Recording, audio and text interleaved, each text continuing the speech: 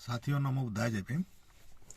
मैं एसपी सत्यार्थी आपके बीच पुनः फिर एक छोटी सी रचना के माध्यम से उपस्थित हुआ हूँ। जैसा आपको सभी को मालूम है कि भारत देश कृषि प्रधान नहीं, जात प्रधान देश है। इस जात प्रधान देश में आप सभी को विदित है कि 6,743 जातियों का निर्माण हुआ। 6,743 जातियां क्या आवश्यकता थी, क्यों बनाई गई, किसके लिए बनाई गई, किसको इसके लिए नुकसान हुआ, किसका लाभ हुआ, ये बहुत जरूरी है जानने की। जातियां तक बनती तो ठीक था, यहाँ ऊंच नीच की व्यवस्था भी डाली गई।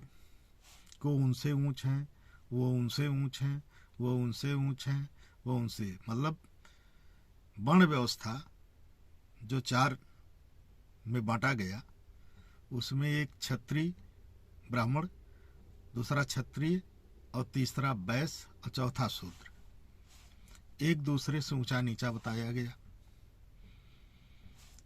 इसकी क्या भारत को आवश्यकता थी? अगर थी तो क्यों थी, जानने की जरूरत है। धर्म ग्रंथों में शूद्रों के अगेंस्ट में लिखा गया कि ढोल गंवार शूद्र पशनारी, सकल ताड़ना के अधिकारी। ताड़ना क्या होता है? ताड़ना, आप कुछ लोग टीवी पे बैठ करके, उन्हीं के बच्चे, मनवादियों के बच्चे टीवी पे बैठे हैं तो वो ताड़ना का अब दूसरा अर्थ लगा रहे हैं। लेकिन ताड़ना वो शब्दों में, असली शब्दों में उनको मारने पीटने के लिए बोला गया है कि बिना मारा पीटे दुरुस्त नहीं रहते हैं। अधम जात में विद्या पाई। अभी आपने देखा होगा कि बिहार के शिक्षा मंत्री, उन्होंने इस बात को लेकर के कहा है कि जिसकी बदौलत तुम केंद्र में जाते हो उसी के खिलाफ तुम्हारे धर्म ग्रंथों में लिखा है और उसी के खिलाफ तुम कानून बनाते हो। आरक्षण ओबीसी का खत्म हो गया और ओबीसी के बदौलत तुम केंद्र में गए हो। महामहिम मोदी जी अपने को ओबीसी बताते हैं, ओबीसी के लिए क्या काम किए?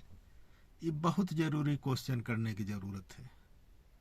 साथियों, जैसा कहा कि education must for people and India, इस देश के लिए और देश में रह रहे लोगों के लिए शिक्षा अनिवार्य है। लेकिन इस शिक्षा पे अधिकार किसका था? कुछ लोग नहीं चाहते थे सबको शिक्षा मिले, सब लोग समान रूप से रहें, समान रूप से चलें, समान रूप से पहने, समान रूप से एजुकेशन प्राप्त करें।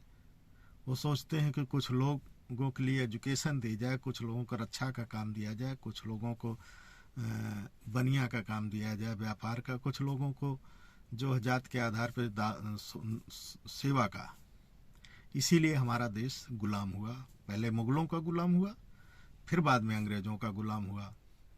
अब हम लोग गुलामों के गुलाम हैं।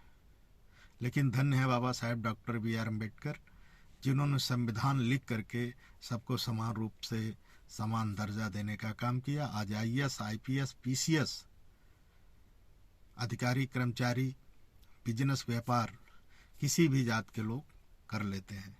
पहले ऐसा नहीं था। इसलिए मेरी इन्हीं सब जातियों पे कुठाराघात करते हुए एक छोटी सी रचना के बीच लेकर के मैं आपके बीच उपस्थित हुआ हूँ। और मैं भूला नहीं तू भूल गई, मैं भूला नहीं तू भूल गई, थोड़ी सी बात पे फूल गई।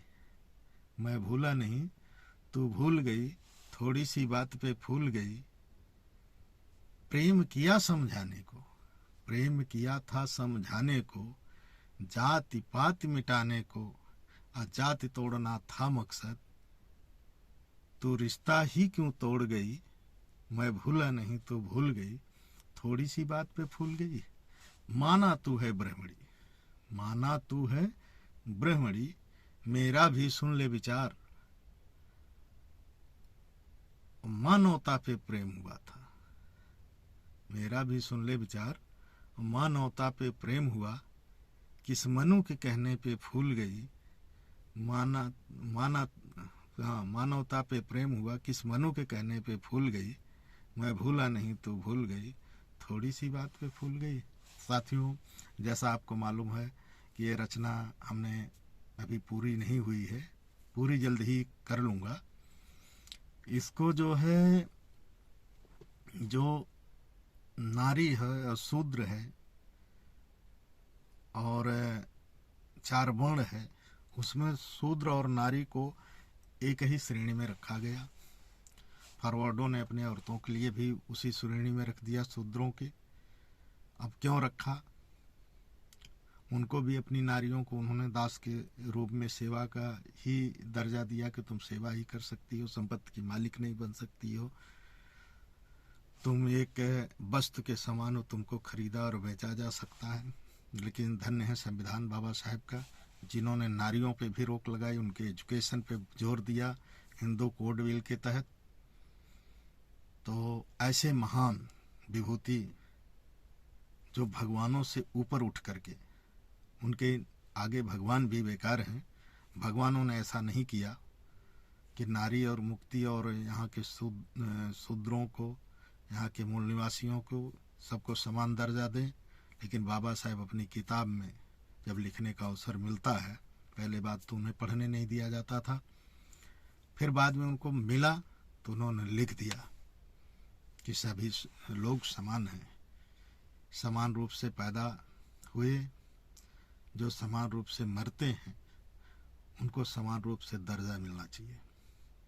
साथियों, ऐसे महान विभूति परम पूज्य बाबा साहब डॉक्टर B.R. अम्बेडकर के चरणों में कोट कोट नमन, वंदन, अभिनंदन के साथ मैं आप सभी के साथ नमो बुद्धाय जय भीम करते हुए अपनी बात समाप्त करता हूँ। जय भीम।